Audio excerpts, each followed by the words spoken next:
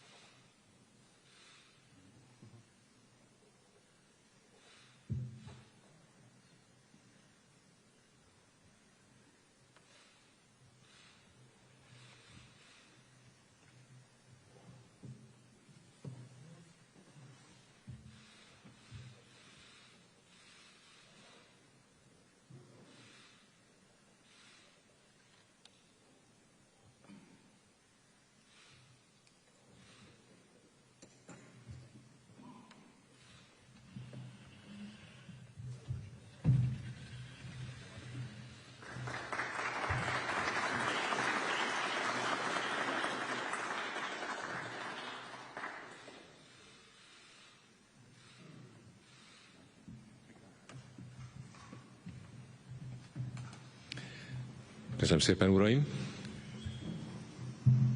Most pedig felkérem Orbán Viktor urat, Magyarország miniszterelnökét, hogy tegye meg nyilatkozatát. Jó napot kívánok, tisztelt hölgyeim és uraim, mélyen tisztelt külügyminiszter úr! Ez a hét is jól kezdődik. Még csak hétfő van, és már túl vagyunk egy Egyesült Államokból érkezett külügyminiszterrel folytatott szívélyes, baráti és komoly megbeszélésen.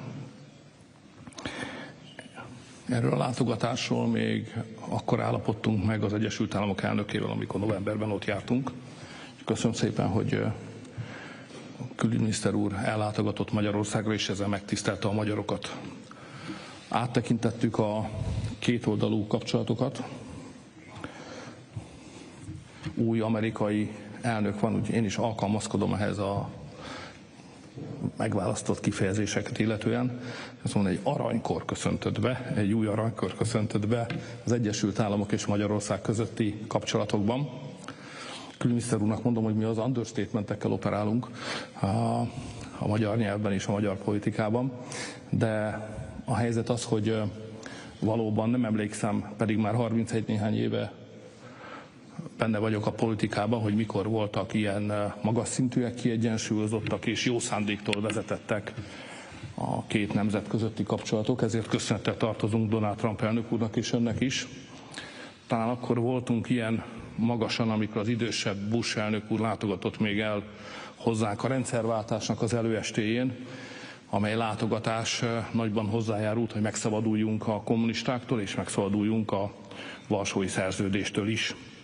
Azóta voltak jobb és rosszabb időszakok a magyar-amerikai kapcsolatokban, de ilyen magasan, mint ahol most vagyunk, még sosem jártunk. Tavaly január óta 17 amerikai beruházásról született döntés Magyarországon. Ez egy évtizedes rekord. A magyarok újra vízummentesen utazhatnak az Egyesült Államokba, ezt is köszönjük a külügyminiszter úrnak. Magyarországot meghívták az újon alakított béketanácsba, amelynek az alakulése az ezen a héten, talán csütörtökön lesz Amerikában, Washingtonban, ahol én képviselem majd Magyarországot.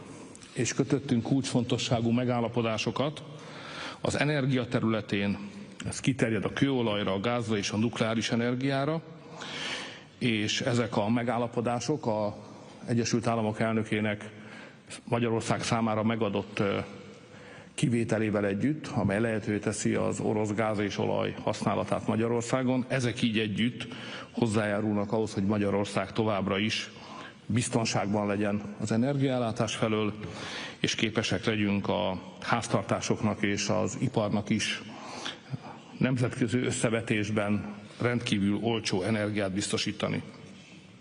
És tárgyaltunk természetesen arról is, hogy a szerbiai finomítót, NIS nevű vállalatot a MOL milyen feltételek mellett tudja megvásárolni. Ami a én mondandómat illeti, én biztosítottam Rubio külügyminiszter úrat arról, hogy Magyarország továbbra is támogatja, akármilyen európai konfliktusokkal is jár. Magyarország továbbra is támogatja az Egyesült Államok ukrajnai béketörekvéseit. A mostani amerikai elnök tette a legtöbbet az egész nemzetközi politikában azért, hogy az orosz-ukrán háborúban béke legyen. Megismétlem, ha bár mindenki tudja, hogyha Donald Trump lett volna az Egyesült Államok elnöke, akkor ez a háború ki se tört volna. És ha nem ő lenne most az elnök, akkor esélyünk sem lenne arra, hogy ezt belátható időn belül békével le tudjuk zárni. Úgyhogy tiszteletünket és köszönetünket fejezzük ki az Egyesült Államok elnökének a béketörekvéseiért. Természetesen Magyarország továbbra is készen áll, hogyha lesz békecsúcs, akkor ennek itt Budapesten adjunk otthont, és megerősítettem Rubio külügyminiszter úrnak, hogy Trump elnök úrnak élő meghívása van Magyarországra. Külügyminiszter úr, köszönöm szépen a mai tárgyalás lehetőséget. Köszönöm szépen, miniszterelnök úr. Most pedig felkérem Marco Rubio urat, az Amerikai Egyesült Államok külügyminiszterét, hogy tegye meg nyilatkozatát. Well, thank you, Mr. Prime Minister, for welcoming us here today. It's an honor to be with you in this incredibly gorgeous city. It's my first time being here, and it's phenomenal, even to be in this hall, where and the history behind it, and everything that's going on here. The second is, you know, the relationship. You talked about the golden age, which is not an exaggeration. The relationship between the United States and Hungary today is as close as I can possibly imagine it being. And it's not just close rhetorically, it's close in action and things that are actually happening. And I think some evidence of that is here today in the agreement that we've just signed that builds on a historic meeting that we had in November at the White House that you had with the President and that I happen to have the honor to be present and be a part of it. The signed agreement we've had today is one that we hope will be many in the years to come, that areas of collaboration. You spoke about the 17 investments. To those who think that Hungary is being isolated, that's an example of the fact that that's not the case, that under the Prime Minister's leadership, in fact, there is a growing number of American companies, as evidenced by the 17 that have already arrived, who want to invest in your economy and want to be a part of what's happening here and are excited about it because you have strong leadership. Because you have leadership that we know are going to protect investments and allow it to continue to be a place that's friendly for business and be competitive with rules that are competitive that allow businesses to grow and prosper in comparison to other places. And there's so many other areas that we can work together on, especially on energy, but just so many areas of common interest. But I have to say this because it's important to understand. We are entering this golden era of relations between our countries, and not simply because of the alignment of our people, but because of the relationship that you have with the President of the United States. I don't think, you know, it is any mystery and should not be a mystery to anyone here how the President feels about you, how he interacted with you in his first term as President, and now in his second term as President, that relationship's grown even closer. And it's important to understand how important the relations between leaders are to the relations between countries. We are, at the end of the day, we are still human, we are still people, and that person-to-person connection that you've established with the President has made all the difference in the world in building this relationship and in hopefully growing this relationship even more. It is the kind of thing that I think, for example, I can say to you with confidence that President Trump is deeply committed to your success because your success is our success. Because this relationship we have here in Central Europe through you is so essential and vital for our national interests in the years to come that, you know, if you face financial struggles, if you face things that are impediments to growth, if you face things that threaten the stability of your country, I know that President Trump will be very interested because of your relationship with him and because of this importance to this country, to us, to finding ways to provide assistance if that moment ever were to arise, and obviously with regards to finances and the like. I also think it's the reason why in your visit in November you saw an extension and a suspension of the imposition of sanctions and allowed to move forward on energy. It was because of that personal relationship. It's because we want you to continue, because we want this economy to prosper, we want this country to do well. It's in our national interest. Especially as long as you're the Prime Minister and the leader of this country, it's in our national interest that Hungary be successful. It helps America, and obviously it helps you. So it's an honor to be with you here today. We have a lot that we can continue to work on. We also want to thank you, and I want to thank you on behalf of the President of the United States for the indispensable role you played on the Board of Peace. Not everyone's on the Board of Peace, and not everyone, you know, for different reasons, they can be participants or not be participants, but you are, and you've been there from the very first day. And again, a testament to the personal relationship between President Trump and Prime Minister Orban that I think speaks volumes. The role you play geopolitically, the role you play even outside of this region in affairs involving the Middle East is invaluable and indispensable, and we are very appreciative of it.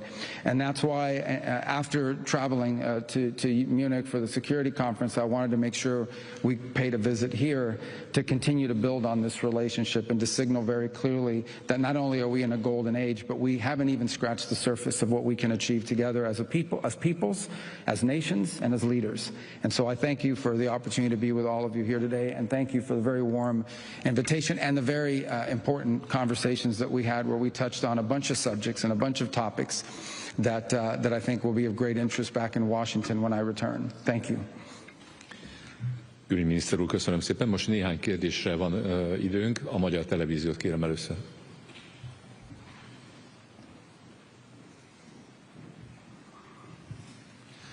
Jó napot kívánok, Mészáros László vagyok a Magyar Televíziótól. Volodymyr Zelenszkij ukrán elnök folyamatosan támadja Orbán Viktor miniszterelnök urat, amiért nem támogatja Ukrajna uniós csatlakozását. Önök miként értékelik ezt a politikai akciót, politikai támadást egy NATO tag és egy uniós taggal szemben? Köszönöm. És kitől kérdezte ezt tőlem, vagy a külügyminiszter? Bocsánat, mindkettejüktől kérdezném természetesen. Igen. Nem akarom belerángatni a külügyminiszter urat magyar belpolitikai diskurzusokba. Ha megengedek, akkor válaszolok először. If you allow me, I start to answer first to this question.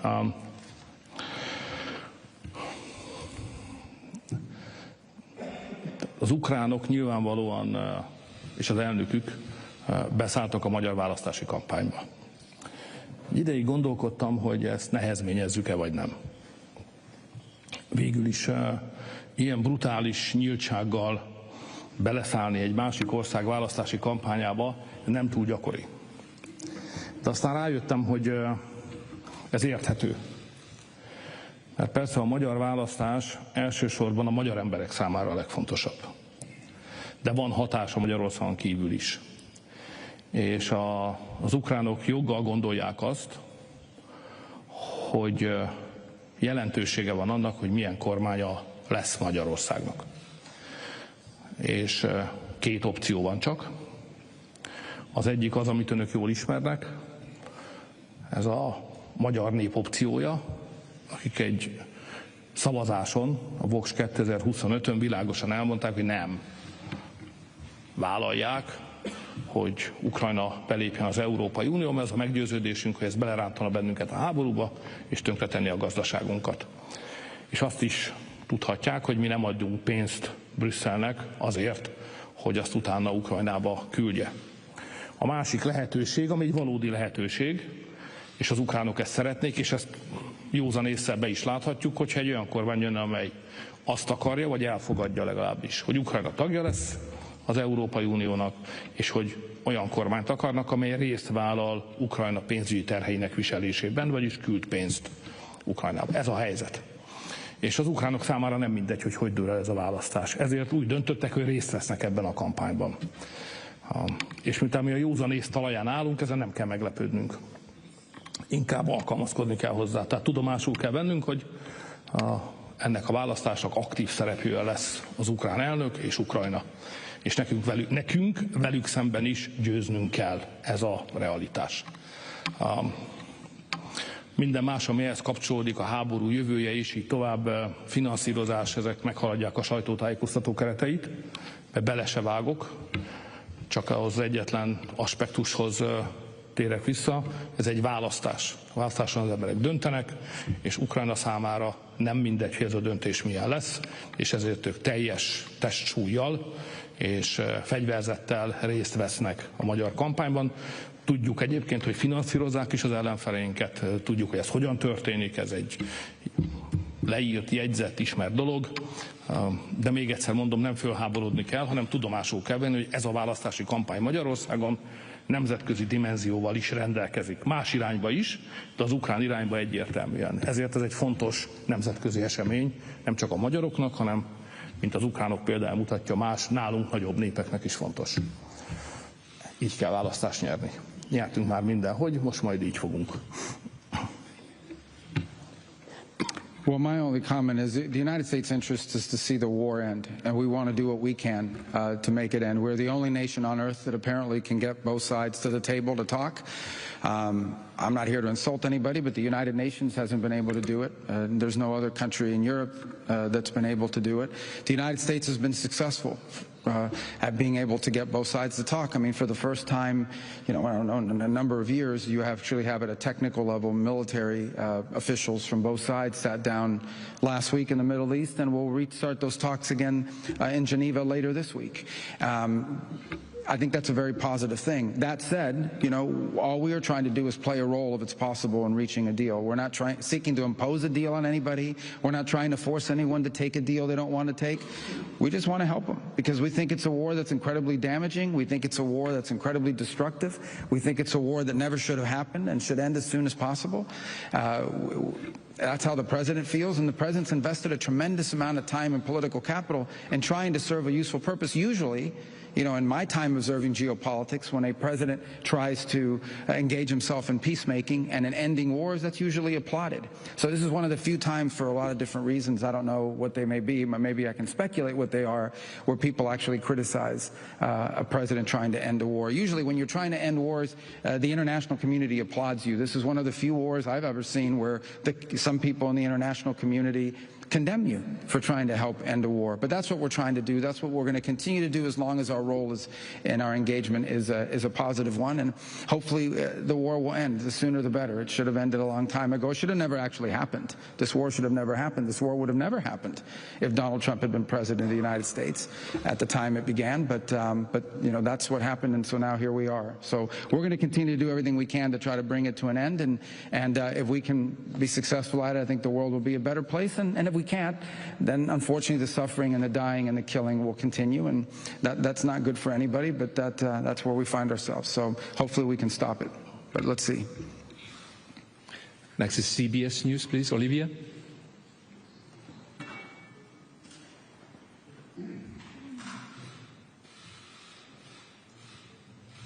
Thank you very much. Budapest is, in fact, beautiful. Mr. Secretary, on the notion of a golden age, why isn't the United States conditioning deeper cooperation with Budapest on Hungary reducing its extensive and ongoing deepening cooperation with China, which is a strategic rival for the United States? Secondly, if, despite President Trump's endorsement and your visit here, Prime Minister Orban does not succeed and loses the April election, does the U.S. commit to working with his challenger constructively? Prime Minister Orban, do you commit to accepting electoral defeat if it happens? And to both of you, Prime Minister Orban has said that the exemption that Hungary has been granted for Russian energy purchases is indefinite. The U.S. has said it was for 1 year. Which one is it? Thank you. All right, well, let me start by answering that question. First of all, so everybody can be very clear. I've made this point repeatedly. I'll make it again. Under President Trump, it is our expectation that every nation on earth is going to act in their national interest. That's what nations are supposed to do.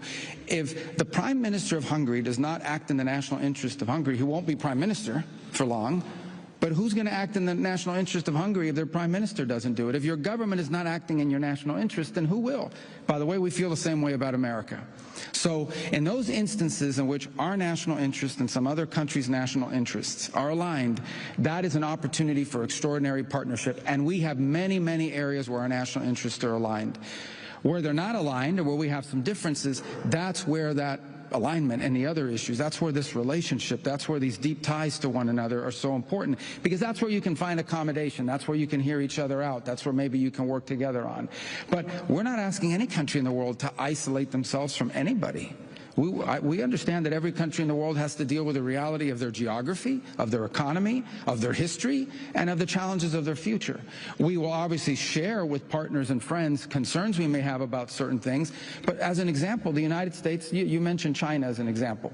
Okay, we have trade and relations with China. The President of the United States is going to travel in April to China. Why? Because China's a big country. It's got 1 billion-something people, second largest economy in the world. They have nuclear weapons. It would be crazy.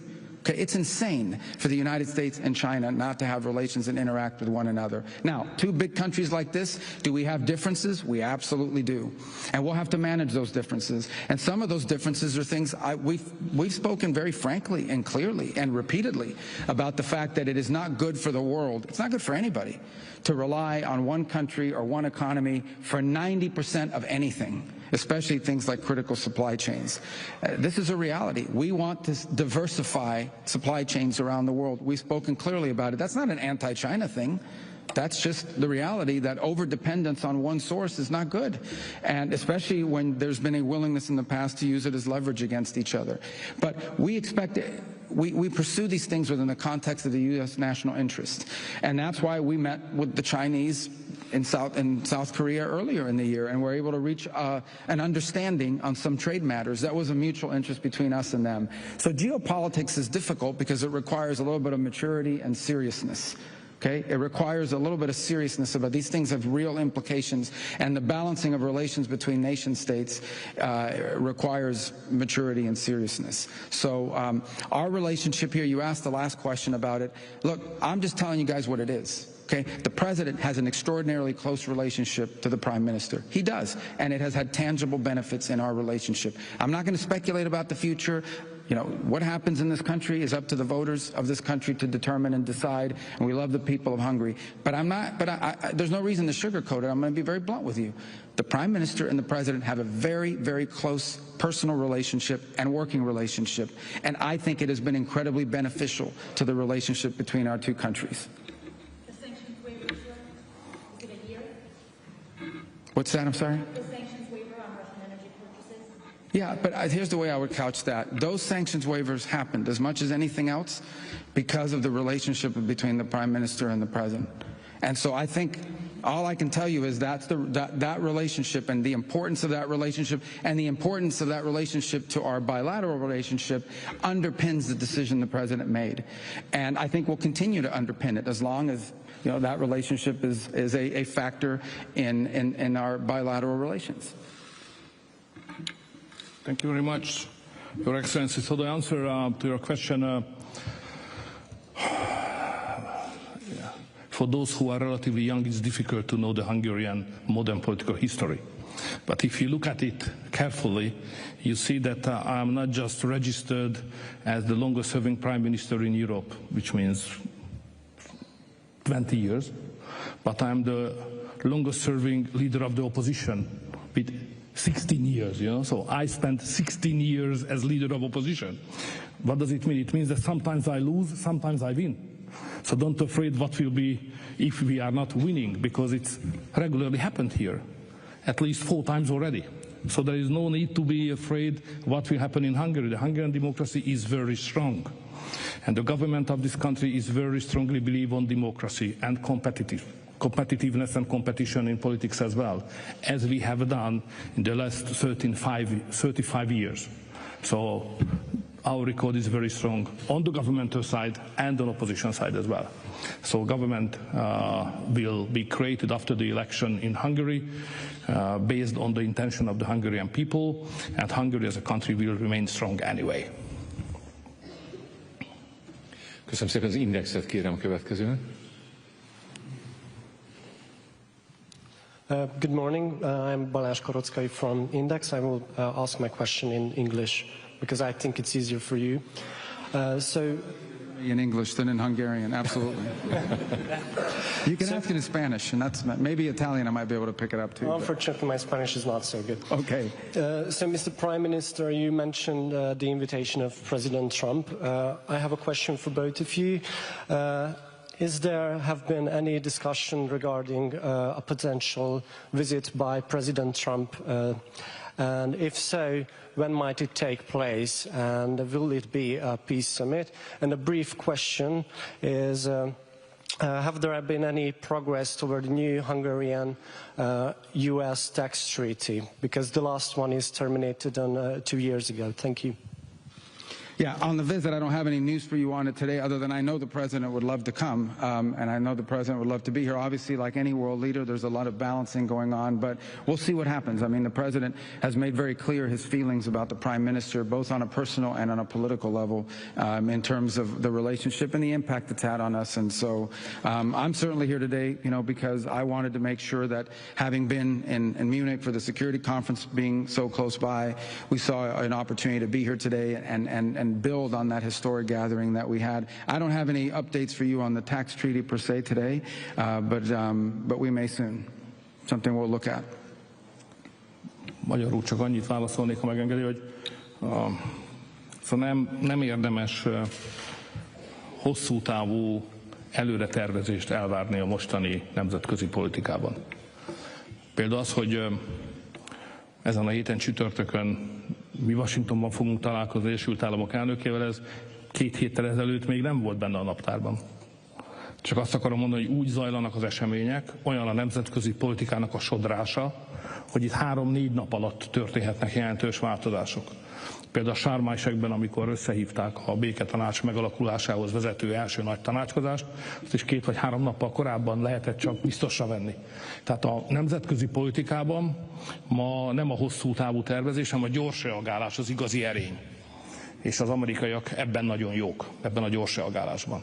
Úgyhogy azt, hogy most nem tudunk semmi biztosat, nem jelenti azt, hogy nem fog megtörténni. Sőt, lehet, hogy pont az ellenkezőjét jelenti. Minél kevésbé tudunk, ha biztosan, annál valószínűbb, hogy megtörténik. Ezt se zárjuk ki. Hát így állunk. Köszönöm. Az utolsó kérdést a Reutersnek adom.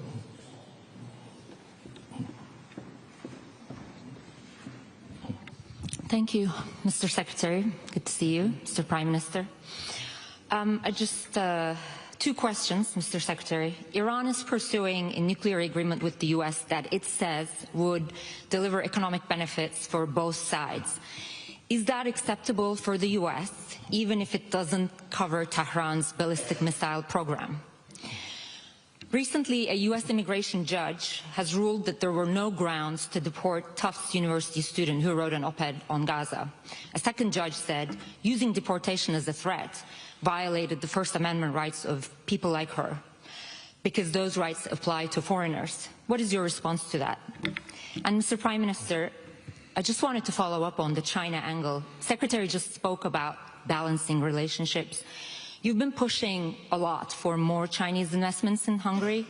How will you make sure that that does not create a problem in your relationship with Washington? Thank you. Yeah, on the two questions you asked, first of all, on the particular case of the student, look, my job at the State Department is if I identify someone who I believe is present, someone who's a visitor, a guest to the United States, and we identify that their presence in our country poses a threat to our foreign policy, to our national security, we're going to take that person's visa away. We're going to take their visa away. That's what we're going to do. We've done that in a lot of cases over the last year. We've done it. Fact is that, visas are not a right. I've said this repeatedly. I don't know why it's so hard for some to comprehend it, so let me repeat it again. A visa, no one's entitled to a visa. There is no constitutional right to a visa. Okay, a visa is a permission to enter our country as a visitor.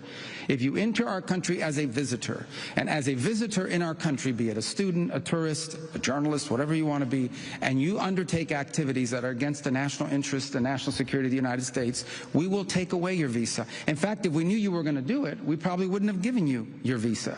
That's what we do. The decision to remove someone from our country after we take away our visa, that belongs to other agencies of our government. As far as judges are concerned, president. You know, judges, you know, that's a different branch of government. They're not going to tell us how to conduct the foreign policy of the United States.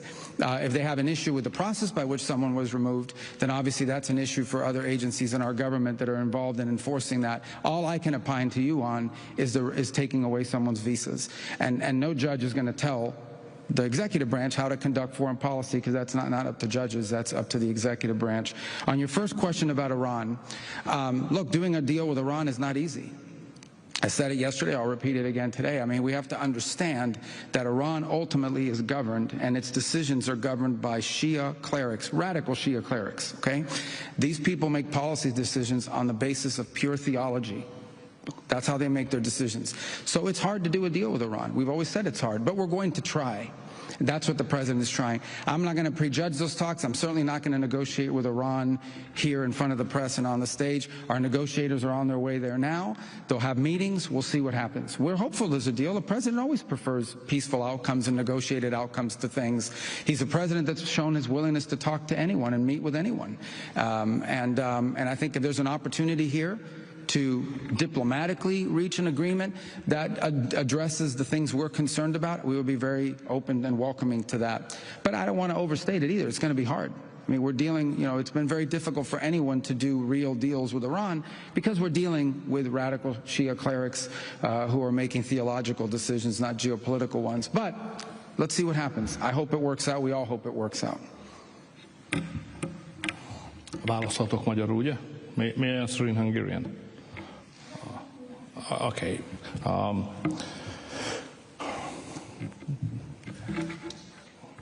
Van egy tény, amit minden nemzetközi kapcsolatunkban figyelembe kell venni, origóként, ez pedig az, hogy mi a NATO tagjai vagyunk.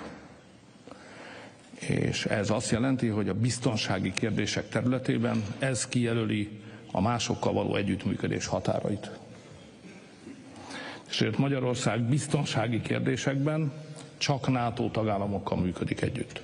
Ami azon túl van, vagyis kereskedelem, ott pedig annak vagyunk hívva, hogy minél több mindenkivel működjünk együtt. Ha pedig a mi együttműködésünk valakinek nem tetszik, bármely partnerünknek, majd szól. És ha szól, akkor majd megbeszéljük. Én több mint 30 éve dolgozom együtt amerikaiakkal. Bush, az öreg, idős Bush elnök volt az első, akivel találkoztam. Azóta már nem is tudom, hányadiknál tartunk. És nekem van egy tapasztalatom az amerikaiakról. A legjobb, ha egyenesen és nyíltan megmondasz mindent. Tehát mi nyílt lapokkal játszunk. Nyitott lapokkal játszunk. A partnerségünk az egyenes beszédre épül, és ha nekünk bármi nem tetszik, akkor mi azt elmondjuk. És ha az amerikaiaknak bármi nem tetszik, akkor majd elmondják. És azt tudom jelenteni önnek, hogy mióta új elnök van, azóta nincs egyetlen egy konfliktusos pont sem. Nem találkoztam egyel sem az Egyesült Államokkal való együttműködésünk területén. Ez nem volt így korábban. Amikor demokrata adminisztráció volt, akkor nagyon sok konfliktusunk volt. Mi akkor is nyíltan képviseltük egyébként az álláspontunkat. Azzal az adminisztrációval nem tudtunk együttműködni. A mostanival tudunk, de egy dolog nem változott, hogy a magyarok mindig megmondják, mit, miért, hogyan szeretnének, mit kifogásolnak, mi az, amit támogatnak, mi az, amit kérnek. Mi azért vagyunk megbízható partner, mert mi egyenes, ez a politikai kultúránkból érkezik, mi az egyenes beszédnek vagyunk a hívei. És hogy nézem az Egyesült Államok mostani elnökét, az mintha ugyanaz az iskola lenne. Ő sem szokott kertelni. Meg szokta mondani azt, amiről úgy gondolja, hogy az Amerikai Egyesült Államok érdeke. Nincsen tabu, mindenről tudunk beszélni. Ideértve az ön által fölvetett Kína, vagy bármilyen más kérdést is. És szerintem ez jól van így. Külügyminiszter úr, miniszterelnök úr, köszönöm szépen. Sajtótájékoztatónk véget ért. Köszönöm szépen, hogy itt voltak a mai napon velünk. További szép napot kívánok.